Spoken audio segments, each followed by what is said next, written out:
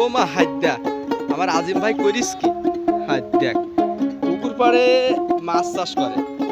পুকুর পাড়ে মাছ চাষের পাশাপাশি দেখেন ডালপালার উপর দিয়ে পটল গাছ রোপণ করেছে। তো আপনারা লক্ষ্য করছেন কি পরিমাণ পটল ধরেছে, আপনাদেরকে দেখানোর চেষ্টা করব।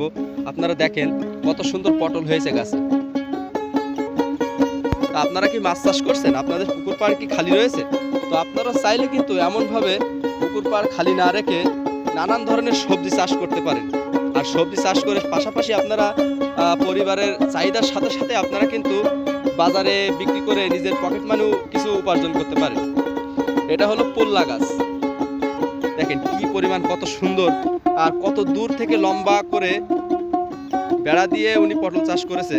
আর দেখেন কি সুন্দর গাছগুলোর চেহারা, বর্ষার পানি পেয়ে আর নতুন নতুন ফুল এসেছে, নতুন নতুন সাথে সাথে কুড়ি, কিছু পটলও হয়েছে, আপনাদেরকে দেখানোর চেষ্টা করলাম।